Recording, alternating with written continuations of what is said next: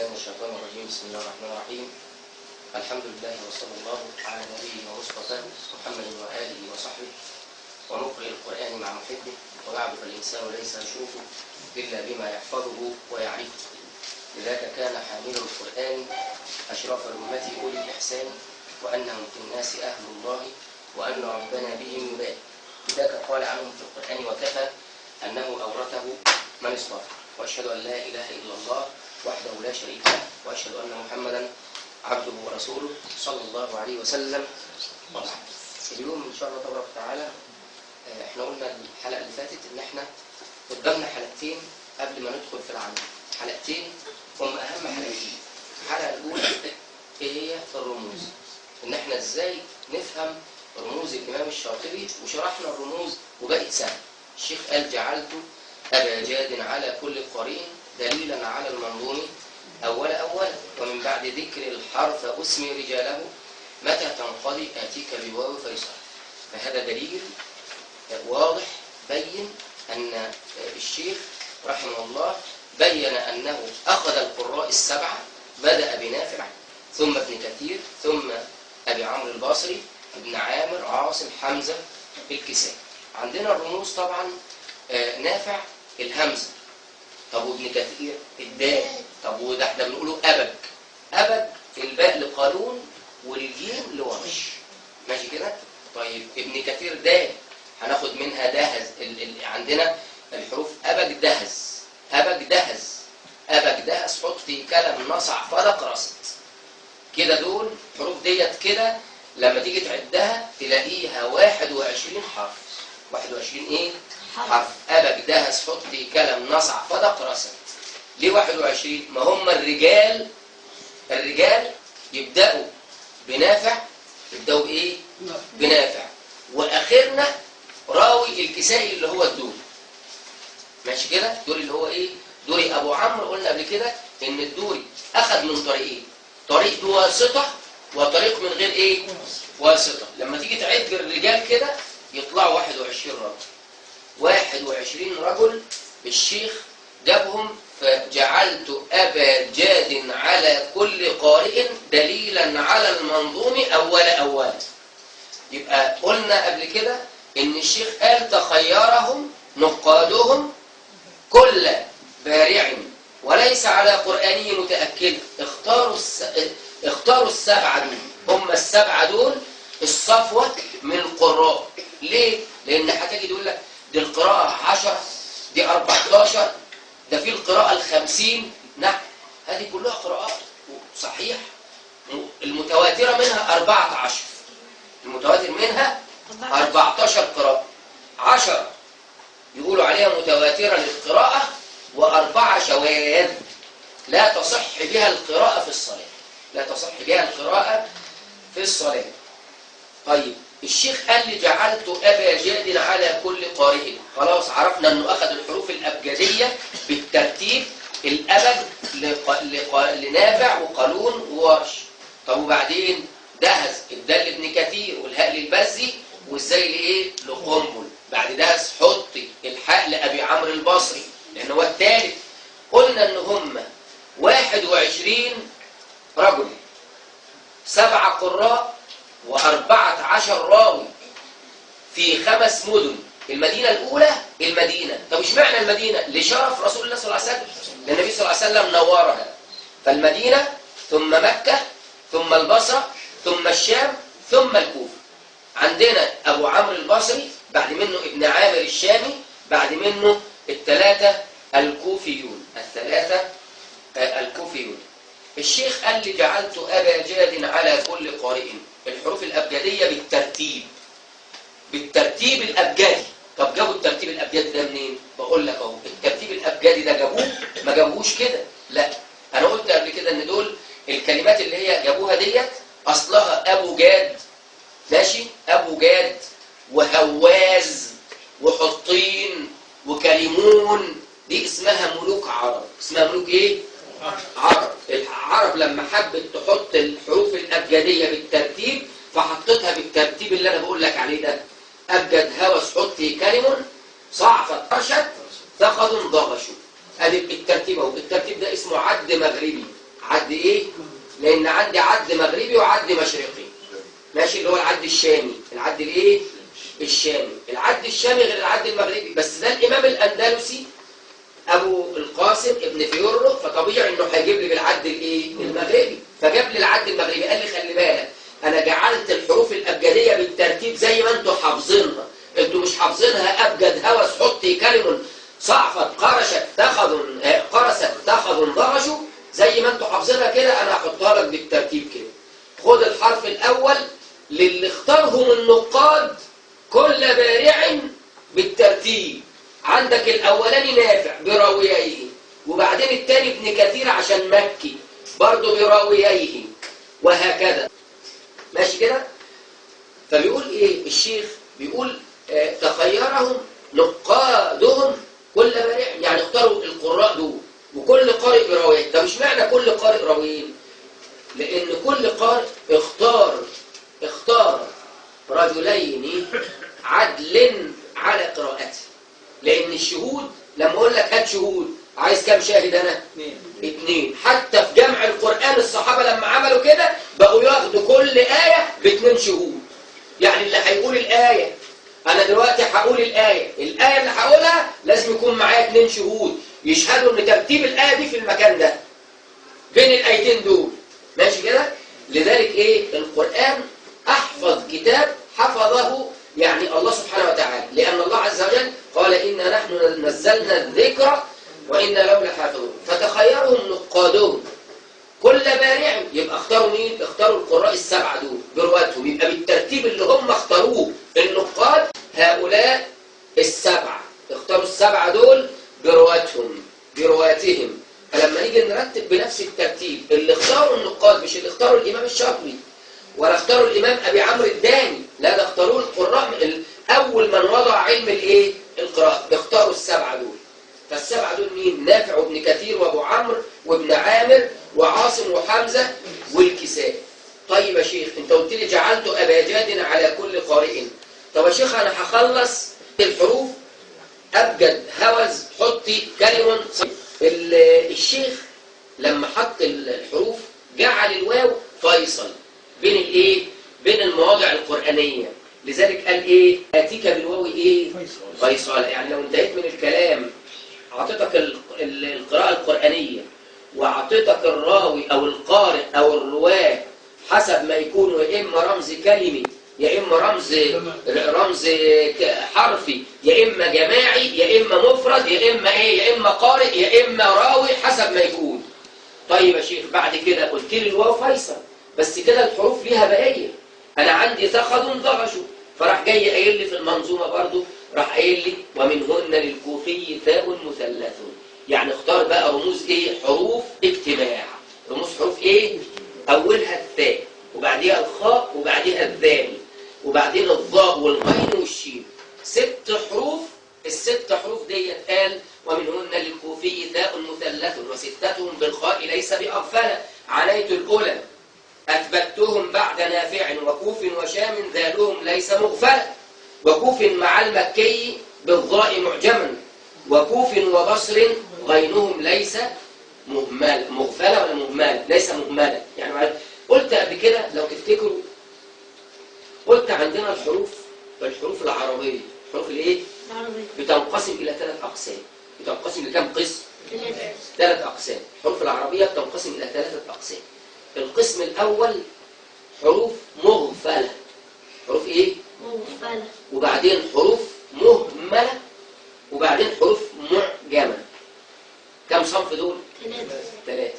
اللي ملوش ضد يبقى اسمه حرف مغفل. حرف إيه؟ مغفل. طب واللي ليه ضد؟ يبقى في عندي 2 ليهم ضد، المهمل والمعجم. المهمل والإيه؟ لما أقول لك الذال دي دال معجمة، الذال دال ايه؟ معجمة. الضاء طاء معجمة. الضاء اسمها ايه؟ ضاء معجمة. العين مهملة. العين ايه؟ طب والغين عين معجمة. الغين عين ايه؟ معجمة. طب والضاء ضاء معجمة. ماشي كده؟ خلاص؟ طيب واللي ملوش، الشيخ قال لي قال لي ايه؟ قال لي مهمل ومعجم، فانا بعرفك الاعجام والاهمال. خدها مني كده، خدها مني كده وايه، وحطها على جنب عشان لما تيجي تقرا في كتب وتلاقي يقول لك ايه، وقرأ مثلا فلان عين المعجمه يعني الغيب، ماشي كده؟ يبقى العكس الاعجام الاهمال، عكس الاعجام الايه؟ طب واللي ملوش عكس يبقى اسمه ايه؟ مغفل. اسمه ايه؟ مغفل. يبقى الحروف على ده كام نوع؟ 3. يا مغفل يا مهمل يا معجم، ماشي كده؟ الشيخ قال لي بقى، قال لي خد مني رموز الايه؟ القراء مجتمعين، القراء والرواة مجتمعين. قال لي ومنهن الكوفي تاء مثلث وستتهم بالخاء ليس، مش كده؟ وستتهم بالخاء ليس بأغفل، عنيت الأولى أثبتهم بعد نافع. فقال لي الثاء للكوفيين، الثاء لمين؟ طب وبعدين راح قايل للخاء، قلت افتكروا يا جماعة، خرج من فمه رائحة المسك. مين اللي خرج من فمه رائحة المسك؟ نافع. فنافع اللي هيخرج من القراء السبعة. يبقى الخاء رمز للقراء السبعة ما عدا نافع، رمز خرج نافع. يبقى الخاء رمز لمين؟ للقراء السبعة عدا نافع أو الستة. مين الستة بالترتيب؟ ابن كثير، أبو عمرو، ابن عامر، عاصم، حمزة، الكسائي. طيب الشيخ قال لي الثاء خدها للكوفيين، وقلت افتكري 3 نقط. الثاء طبق، وفي كام نقطة؟ هناخد ال3 نقط بتوع الايه؟ بتوع الثاء دي، وندي كل واحد من قراء الكوفة واحد. يبقى عندي ال3 الكوفة، عاصم، حمزة، الكسائي، مش كده؟ قلنا الخاء خرج من فمه رائحة المسك، كده هنقول ايه؟ هنسميه الخاء للقراء السبعة ما عدا نافع. بعد كده قال لي ايه؟ قال لي والكوفيين ومعاهم ابن عامر الذال، جبناها منين؟ من كلمة لذيذة. الشام، أهل الشام بيعملوا حلويات، فالحلويات دي طعمها ايه؟ لذيذ، فافتكر فيها 2 ذال، لذيذة. يبقى الذال للكوفيين وابن عامر الشامي. يبقى كم حرف دول؟ الثاء والخاء والذال. ثاخذ. الثاء للكوفيين بس، الخاء للكل ما عدا نافع، الذال للذيذة الكوفيون وابن عامر الشام. بعد كده قال لي للكوفيين والمكي الايه؟ الضاء. قلت افتكروا مكتظة بالناس، مكة. يبقى الكوفيين والمكي، الكوفيون والمكي بالضاء معجما، ظهر عليها نقطة يعني، ماشي كده؟ طيب بعد الضاء ايه؟ الغين. قلنا للكوفيين وابو عمرو البصري، جبناها منين؟ قلنا ابو عمرو فيها عين، مش كده؟ خد النقطة بتاعت الباء حطها على العين تبقى غين. يبقى الكوفيين وابو عمرو البصري، الكوفيون وابو عمرو البصري غين. هيتبقى الشين. مين الشين يا شيخ؟ خد الكوفيين بس طلع منهم ايه؟ يتبقى مين؟ حمزة والكسائي. شيل عاصم، هيتبقى حمزة والايه؟ طب قلنا نجيبها ازاي دي؟ لو تفتكروا قلت لكم كلمة حمزة والكسائي، هناخد السين من الكسائي وال3 نقط اللي في كلمة ايه؟ حمزة، نحطهم على السين تبقى شين. يبقى الشين لحمزة والكسائي، مش كده؟ قال لي ومنهن للكوفي ثاء مثلث وستتهم بالخاء ليس بأغفل، عنيت الأولى أثبتهم بعد نافع، وكوف وشام ذالهم ليس مغفلا، وكوف مع المكي بالضاء معجما، وكوف وبصر غيرهم ليس مهملا، وكوف مع المكي وكوف وبصر غيرهم ليس مهملا، وذو النقط شين للكسائي وحمزة، للكسائي وحمزة. وقل فيهما، قل في مين يا شيخ؟ قل فيهما يعني في الاثنين الأخرى اللي أنا أعطيتهم لك دول. آخر 2 أنا قلت لك الشين لحمزة والكسائي، أنا قلت الشين لمين؟ حمزة والكسائي. الشين لمين؟ حمزة والكسائي شين. فالشيخ بعد كده قال لي راح قايل لي وقل فيهما. فيهما دي الألف الاثنين دي عايدة على مين؟ عايدة على حمزة والكسائي. وقل فيهما مع صحبة، مع شعبة صحبة تلا. يبقى شعبة وحمزة والكسائي صحبة. شعبة على وزن ايه؟ صحبة. طب تبقى صحاب مين؟ هشيل شعبة وحط حفص، يبقى حمزة والكسائي وحفص صحاب. قال لي وقل فيهما مع شعبة صحبة تل صحاب هما مع حفصهم. صحاب هما مع مين؟ يبقى حفص وحمزة والكسائي صحاب. طب وشعبة وحمزة والكسائي صحبة. تاني ولا ايه؟ معايا ولا ايه؟ ركزوا معايا شوية. الشيخ قال لي ايه؟ قال لي صحاب هما مع حفصهم، وبعدين راح قايل لي عم نافع. عم ايه؟ قال لي نافع وابن عامر اسمهم ايه؟ عم. يبقى عم. انا قلت لكم افتكروا المره اللي فاتت الشيء النافع يعم وايه؟ ويعمر. الشيء النافع يعم وايه؟ ويعمر. بعد كده قال لي ايه؟ قال لي وسما في نافع وفتى العلا. يبقى نافع وابن كثير وابو عمرو البصري سما. ماشي. الحروف الابجديه. اتفضل يا محمد. اتفضل يا شيخنا. اتفضل يا مولانا. الحروف الابجديه على ترتيب الشيخ ابك دهس حطي كلام نصع فرق رسد دخل انضبش وبعدين الوزن. طيب الشيخ بعد كده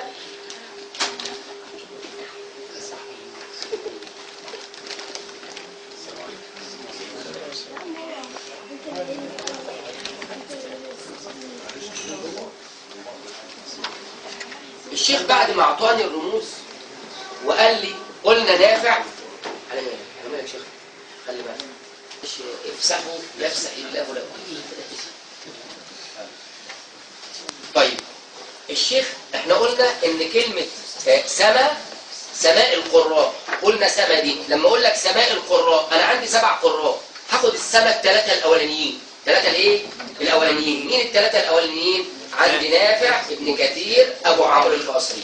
بعد كلمة سما قال لي كلمة ايه؟ احنا عندنا اول الكلمات احنا قلنا 6 رموز حروف و6 رموز كلمات و8 رموز كلمات. ماشي؟ تاني اقول تاني كده. طيب الشيخ قال ايه؟ قال صحاب هما مع حفصهم عم نافع وشام سما في نافع وفتى العلا. تمام كده؟ طيب قلنا الشيء العام الشيء النافع يعم ايه؟ وعمر. يبقى عمه كلمه عمه نافع وابن عامر. قلنا بعد كده سما. قلنا سما ايه؟ قلنا ال3 القراء. قال بعد كده حق. كلمه ايه؟ حق. كلمه حق قلنا افتكر الميزان. انا عندي هنشيل الكوفيين ونخلي عندي فوق نافع وتحت ابن عامر. ده كفه، نافع كفه وابن عامر ايه؟ الكفه الثانيه. مين الميزان بتاعهم اللي في النص؟ ابن كثير وابو عمرو البصري. يبقى ابو عمرو البصري وابن كثير اسمهم حق. ماشي كده؟ حق. بعد كده عندي كلمه حرمي. حرمي لمين؟ للحرمين. كلمه حرمي كانها حرمين. حرمي. فالحرمين مين الحرمين؟ الحرمين نافع وابن كثير، لان الاولاني امام المدينه والثاني امام مكه. يبقى ابن كثير امام مكه ونافع امام المدينه. يبقى كده ايه؟ تمام. طيب اخر كلمه حصن. قلت لكم افتكروا الحصن. عندنا نافع فوق خالص والكوفيون تحت خالص. دول محصنين اللي جوه. يبقى اللي جوه دول مين؟ عندي اللي جوه 1 ابن كثير، 2 ابو عمرو البصري، 3 ابن عامر. طب وعاصم وحمزه والكسائي ونافع دول الحصن بتاعهم. دول الحصن ايه؟ الكوفي. كأن الكوفه والمدينه حصن لمين؟ حصن المكه وحصن للبصره وحصن للشام. ماشي كده؟ تمام؟ طيب النهارده احنا قلنا ان احنا هناخد امثله للرموز عشان نفك بيها الشفره بتاعه الامام الشاطبي رحمه الله. الشيخ قال لي ايه؟ قال لي خلي بالك ومن بعد ذكر الحرف اسمي رجاله. هجيب لك الحرف القرآني واسمي لك الرجال. متى تنقضي اتيك بالواو ايه؟ غيصانا. ومن بعد ذكر الامام الشاطبي الحرف والمقصود به الحرف الموضع القرآني المختلف فيه. هجيب لك الموضع القرآني الاول وبعدين اجيب لك القراء. لكن خلي بالك لو انا جبت لك رموز اجتماع غير رموز الانفراد. رموز الانفراد لازم اجيب لك الاول النص القرآني وبعدين اجيب لك الايه؟ الرموز بعد منه. لكن لو كان في رمز اجتماع كلمة الرمز. فالشيخ قال لي قال لي ومن بعد ذكر الحرف أسمي رجاله متى تنقضي آتيك بالواو فيصلا. أنا كاتب لكم هنا حتى لم أرى الخطوات التي بناها الناظم للسير عليها. الإمام الشاطبي عمل مباني يمشي عليها، أساسيات لازم يمشي عليها. الأساس الأول يقول، طبعا أنا بقول لك سأذكر المثال من الأبيات، وما علينا إلا أن نتبع الخطوات التي حددها الناظم، وبذلك يسهل على القارئ فهم المنظومة، وهي عبارة عن 3 خطوات. لو عرفت ال3 خطوات دول أي بيت من الأبيات هتفك شفرته. بس أهم حاجة يكون عندنا فهم بسيط من اللغة وعارفين حافظين الرموز. فالشيخ أول خطوة تستخرج الموضع القرآني، كان قبل ولا بعد؟ ليه؟ لأن لما هقول لك مثلا، يعني لما أقول لك وعما يعملونه نادانا، هو عايز إيه؟ ما أنت مش فاهم حاجة. لكن لو أنت حافظ قرآن هتقول لي ده يقصد كده في الموضع الأولاني في سورة البقرة. تمام كده؟ يبقى أنا بقول لك وعما يعملون هنا دانا، وبعدين راح قايل لي في نفس البيت قال لي وغيبك في الثاني إلى صفوه دالا. هو عايز إيه؟ عايز إيه؟ عايز إيه؟ عايز حاجة سهلة. أنت حافظ القرآن، دور فين؟ أنت حافظ سورة البقرة، ده فرش سورة البقرة.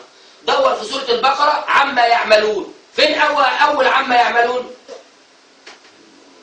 ثم قست قلوبكم من بعد ذلك فهي كالحجارة أو أشد قسوة، وإن من الحجارة لما يتفجر منه الأنهار، وإن منها لما يشقق فيخرج منه الماء، وإن منها لما يخرج من خشية الله وما الله بغافل عما تعملون. أنت حافظ أيوة وما الله بغافل عما تعملون. يبقى الشيخ بيقول لك دي هي دي وما يعملون. بيقول إيه؟ وما يعملون هنا دنا، يعني في الموضع الأولاني في البقرة، هنا في أول واحد أهو وما يعملون هنا دنا. وغيبك في الثاني إلى صفوه ده، فتقول إيه غيبك في الثاني؟ ده بيقرأ إيه؟ يعملون. طب يعملون ما هي دي غيب، أمال عكس الغيب إيه؟ هقول لك تاء الخطاب، تعملون. ماشي ولا إيه؟ وغيبك في الثاني يبقى عكس الغيب إيه؟ الخطاب. لما أقول لك يعمل تعمل. طب لو قلت لك تعمل يبقى عكسها إيه؟ يعمل. معايا ولا إيه؟ ما ده ضد دي. مش الأضداد. أنا قلت إن إحنا هناخد حلقة تفسير الرموز وطريقة الإمام الشاطبي، والحلقة الثانية الأضداد إن شاء الله اللي جاية. بعد كده بقى نخش بقى في المتن ونسرح، هنلاقي نفسنا بنجري فيه لوحدنا. ماشي كده؟ طيب، يبقى أول خطوة تعملها تفصص البيت. عايز إيه من البيت؟ أول حاجة تستخرج إن أنت تقدر تطلع الموضع القرآني من البيت، اللفظ القرآني من البيت. طب وبعدين؟ بعد ما تستخرج الموضع القرآني تقول لي كيفية القراءة. كيفية الإيه؟ القراءة. يعني إيه كيفية القراءة؟ يعني واحد بيقول لي يعملون، واحد بيقول لي تعملون، واحد بيقرأ بياء الغيبة، واحد بيقرأ بتاء الخطاب. ماشي كده؟ ماشي؟ أو واحد بيقول لي مالك، واحد بيقول لي ملك، برضه لازم تبقى عارف. ماشي كده؟ واحد بيقول لي هزؤ وهزؤ يبقى برضه تبقى عارف. ماشي كده؟ طيب رحمكم الله. يبقى أول حاجة تعملها تخرج القراءة، اللفظ القرآني المختلف فيه. بعد اللفظ القرآني تحدد الرموز. تحدد الايه؟ مين الرموز دول؟ ما الرموز دول يا إما قراء يا إما رواه، يا إما قراء مع بعض، يا إما قراء ورواه، يا إما قراء مع بعض، يا إما قارئ واحد، يا إما راوي واحد، يا إما قراء مع بعض، يا إما قراء ورواه مع بعض. تمام كده؟ طيب الخطوة الثالثة، انت عرفت خلاص القراءة المختلف فيها، عرفت ده بيقولها ازاي وده بيقولها ازاي. حدد بقى الناس اللي هيقروها، مين هيقرا كده ومين هيقرا ايه كده، لان في كلمات فيها 7 قراءات. يبقى العملية العملية يعني ما تفكرش العملية ايه، هيقول لك برضه هتفصص كده البيت تلاقي انت تقدر تطلع ال7 قراءات من البيت. الخطوة الثالثة معرفة القراء والرواة، إما باسم القارئ أو الراوي، إما منفردا أو مجتمعا، وبهذا تكون قد حددت القراءة للقراء ال7 وروايتهم.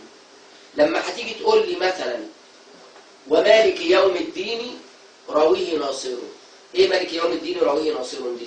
هقول لك دلوقتي مثلا، أنا بقول لك كده، يا الأقلام دي هي دي اللي كانت في الجزء ولا غيرها؟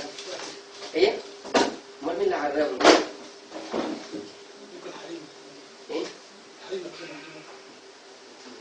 بيعملوا لي. ماشي. الشيخ بيقول لي ومالك يوم الدين في سورة الفاتحة راويه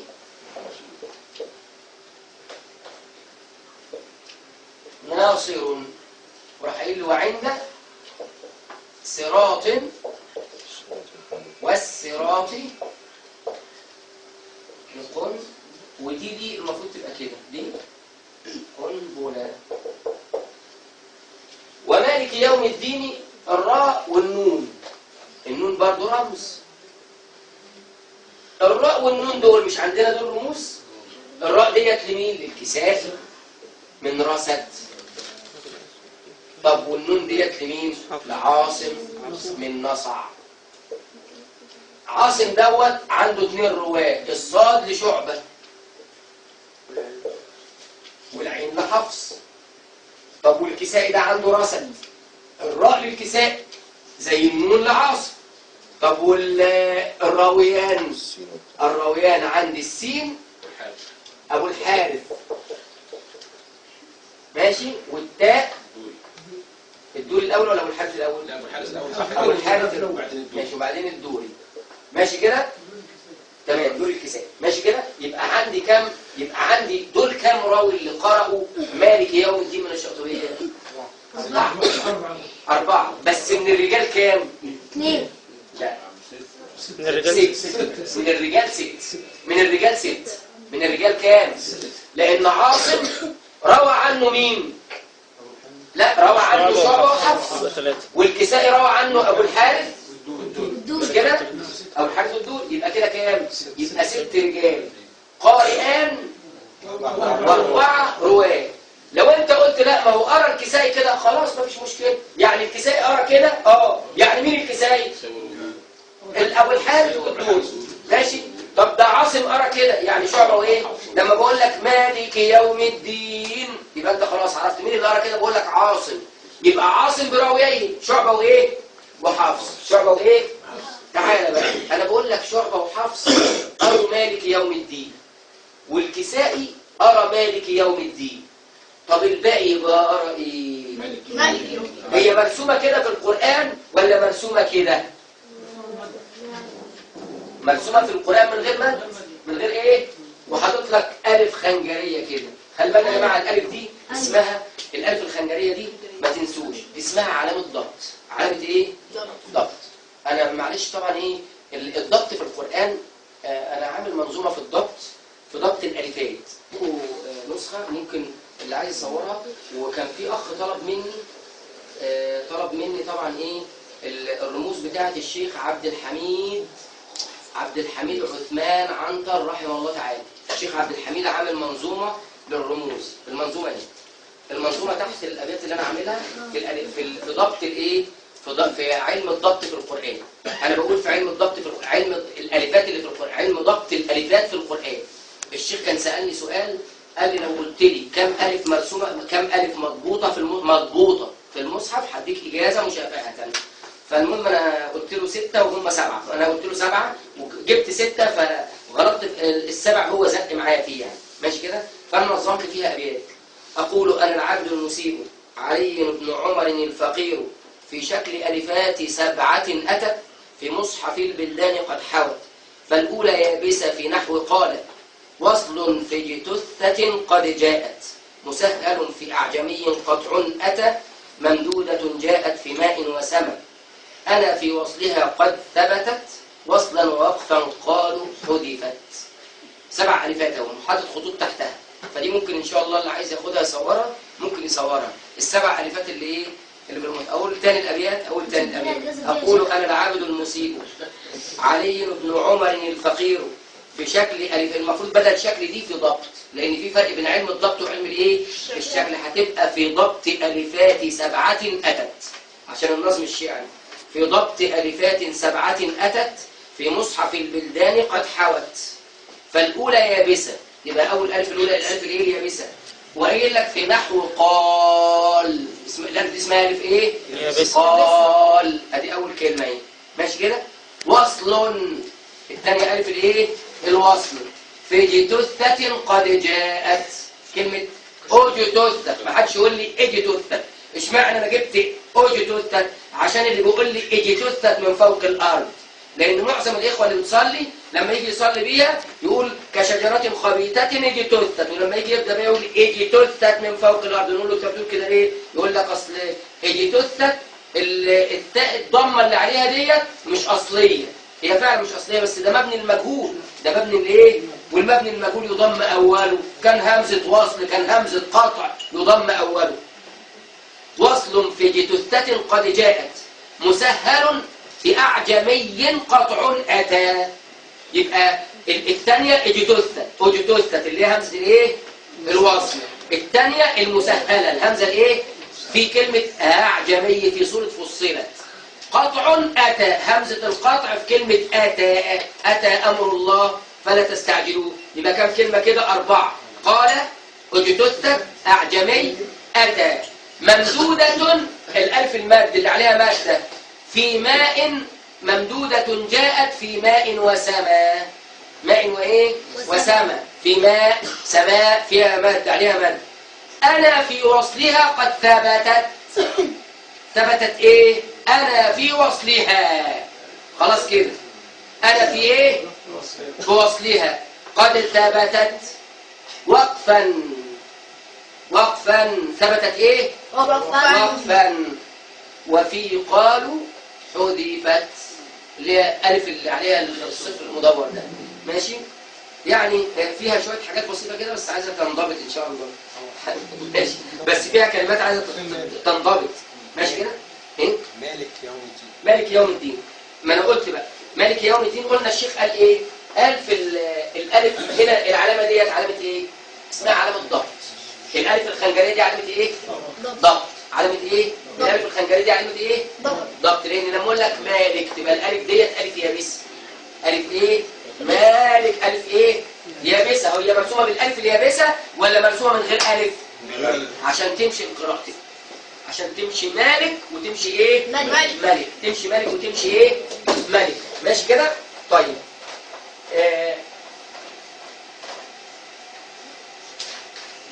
طبعا هناخد النهارده زي ما قلنا كده ايه الرموز. قلنا الخطوات اللي هيمشي عليها الناظم زي ما قلنا كده. الخطوه الاولى انك تطلع القراءه الايه؟ تطلع القران، تطلع القران من البيت. بعد ما تطلع القران من البيت هتطلع ايه؟ تشوف القراءه ازاي، لان ممكن يحط لك فتحه، يحط لك ضمه، يحط لك كسره، يحط لك الف، يشيل الف، كل ده لازم تعرفه. الخطوه الثالثه تعرف القراء والايه؟ والرواه. كاتب لك تحت خالص ولم أجد قيمة لحرف الواو بعد كتاب الله وسنة رسول الله صلى الله عليه وسلم إلا في حنز الأمان وجه الثاني، لأنه خلى الواو إيه؟ فيصل بين إيه؟ بين كل قراءة وغيرها. عندنا الأئمة القراء أولهم نافع وراوياه قالون ورش. الدليل فأما الكريم السر في الطيب نافع فذاك الذي اختار المدينة منزلا. طب جبنا الألف منين يا شيخ؟ من جعلت أبا جاد على كل قارئ. جبنا الباء منين؟ جعلت أبا جاد على كل قارئ. جبنا الجيم لورش منين؟ جعلت أبا جاد على كل قارئ. ماشي كده؟ طب مثال للهمزة، مش عندنا نافع الهمزة؟ هنجيبه مثال للهمزة.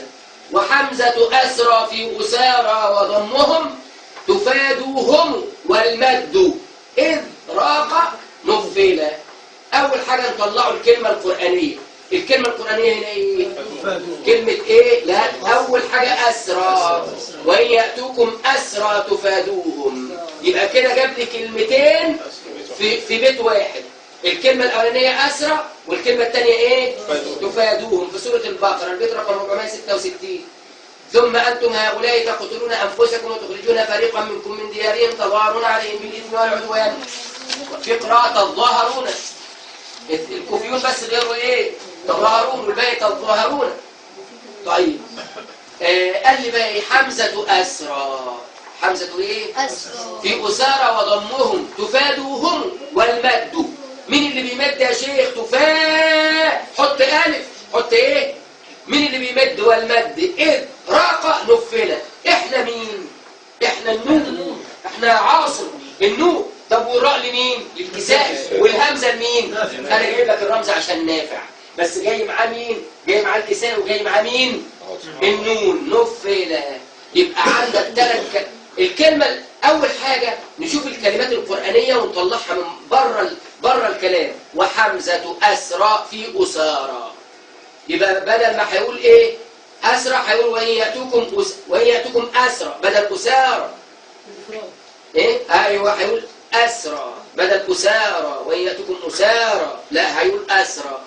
وضمهم تفادوهم لأن في مد هنا. في إيه؟ في مد الألف وبعدين الضمة بتاعت الإيه؟ اللي هي واو الصلة. واو الإيه؟ الصلة لأصحاب الصلة. والمد مين اللي هيمد بقى؟ هيحط ألف تفاء. قال لي إذ يبقى الهمزة من إذ والراء من راقة والنون من نفلة. يبقى أنت كده طلعت الثلاث إيه؟ الثلاث قراء اللي بيقروا تفادوهم. يبقى الأربعة التانيين بيقول لي المد عكس المد إيه؟ القصر. ما هو قال لي تفادوهم والمد. يبقى شيل الألف تبقى إيه؟ تفدوهم. يبقى الباقي أرى تفدوهم. ماشي كده؟ وحمزة أسرى في أسرى. الشيخ الضباع رحمة الله عليه قال أي قرأ حمزة أسرى بوزن قتلى موضع أسارى بوزن سكارى في قراءة غيره في قوله تعالى وإن يأتكم أسارى. وقرأ نافع والكسائي وعاصم تفادوهم بضم التاء ومد الفاء أي بألف بعدها فيلزم منه فتح الفاء والباقون بفتح التاء وسكون الفاء من غير إيه؟ ألف تبقى تفدوهم. خلاص كده؟ طيب أهو نفس البيت. طيب عندنا القارئ الثاني مين؟ ابن كثير. ابن كثير رمزه إيه؟ دال. جبناها منين؟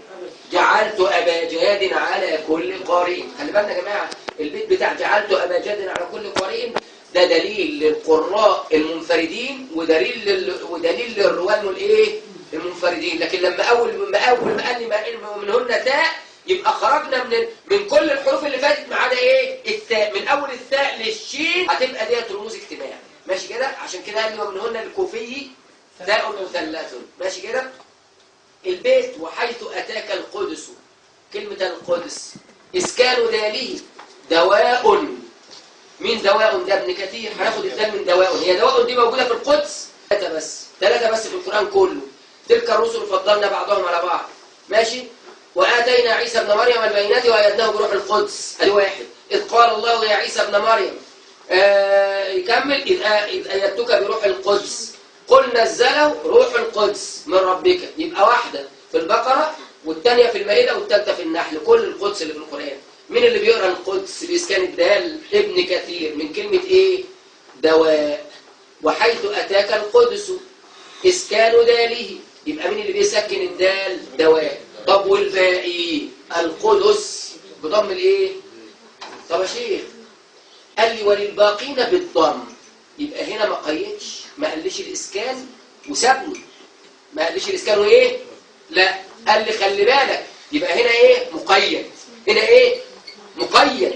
فقيده قال لك والباقين ضم السكون اللي سكنه ابن كثير. ضم السكون اللي سكنه إيه؟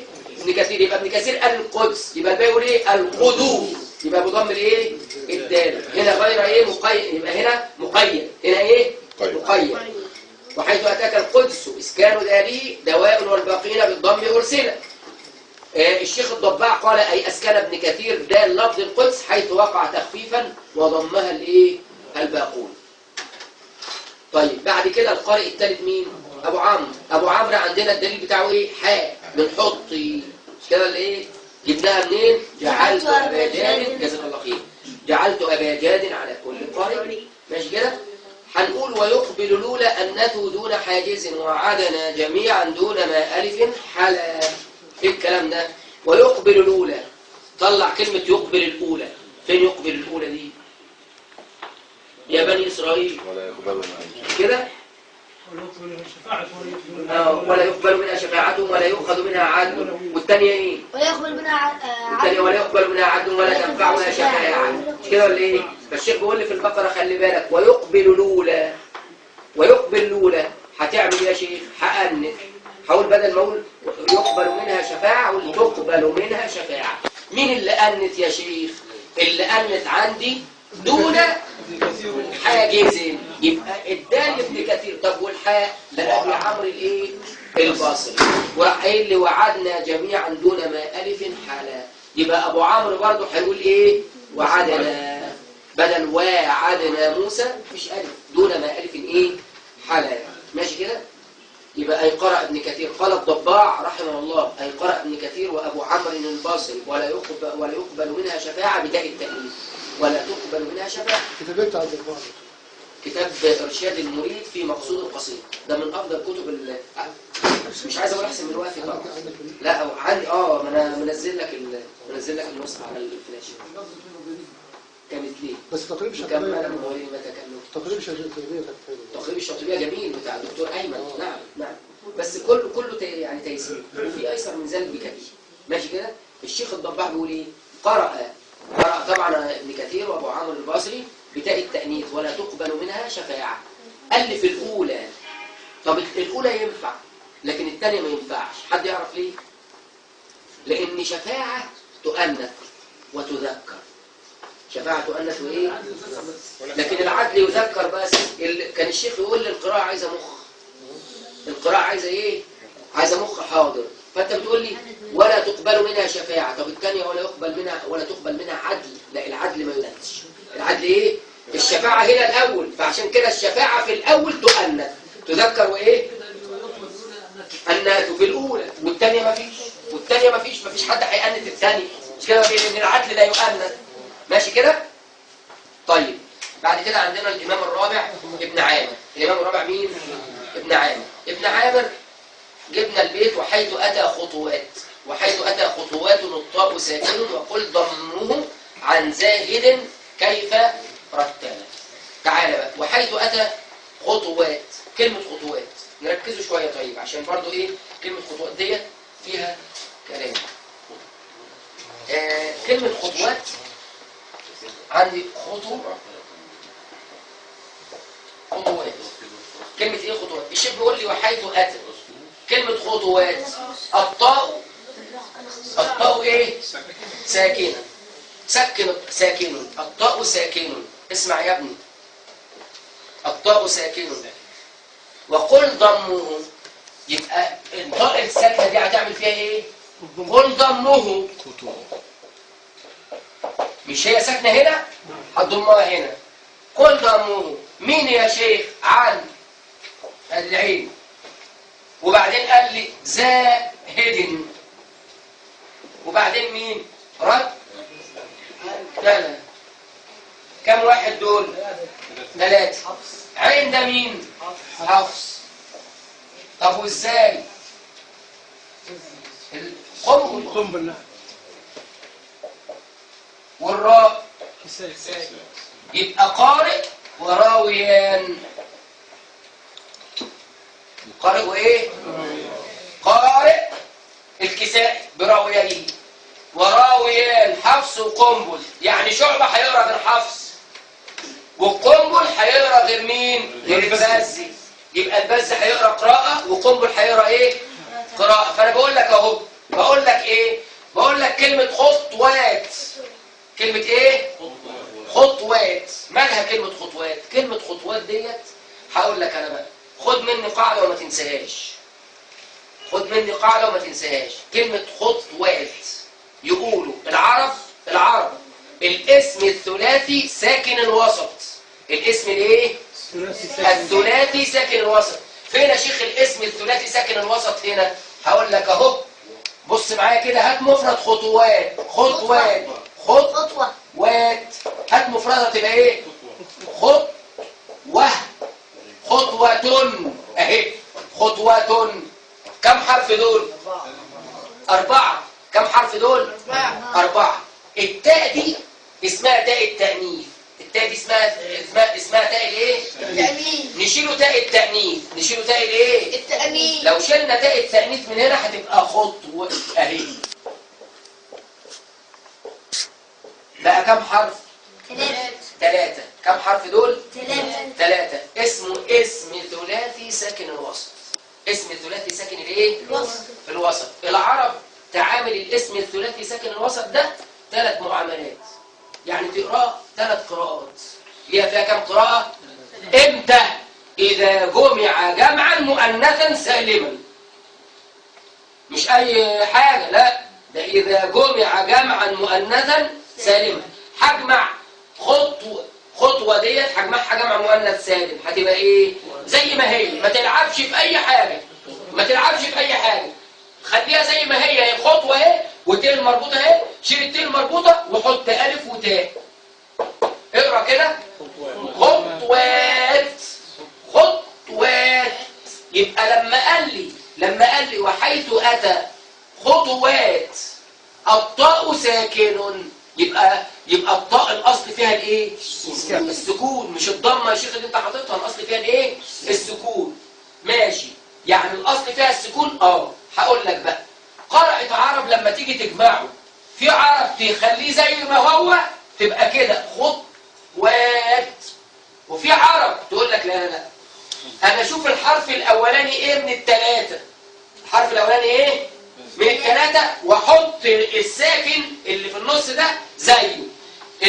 الخاء هنا عليها ايه؟ ضمه، يبقى تحط على الطاء ايه؟ ضمه. يبقى قرأ حفص خطوات على الحرف الأول، على الحرف الايه؟ طب وقرأ شعبة على الأصل، على الايه؟ ومن وافقه، لأن الشيخ قال لي عن زاهد رتلا، يبقى العين حفص، قال لي خطوات، ماشي كده. طب ازاي؟ قنبل قال لي خطوات، والكسائي خطوات، ماشي كده. طب والباقي خطوات، الباقي ايه؟ على الاصل. يبقى اللي قرا خطوات قرا على الايه؟ على الاصل. طب واللي قرا خطوات على ضم على الحرف الاول، على الحرف الايه؟ فاضل قراءه يا شيخ، انت قلت لنا 3 حاجات ما جاش بيها القران، ايه هي بقى؟ يفتح، تبقى خطوات خطوات. يبقى لو واحد بيخطب على منبر وفاهم لغه عربيه كويس، طبعا الاستاذ احمد فاهم الكلام ده، طبعا الاستاذ احمد يعني عالم نحو ونحسبه كذلك ونزكاه الله من علماء النحو يعني في المعاصرين. اللي طبعا ايه هنقوله بقى، دي لهجه عرب. لو على المنبر، انت على المنبر واحد يقول لي ايها الناس لا تتبعوا خطوات، يبقى صح ولا غلط؟ غلط. ليه لا؟ خطوات، ما هي دي اخر دي، بس ما جاش بيها القران، ما جاش بيها الايه؟ خطوات. لكن القران بيقول ايه؟ يا اما خطوات يا اما خطوات. شعبة قرا ايه؟ خطوات. وحفص خطوات. كل القران كده من اوله الى اخره كلمه خطوات، ماشي كده.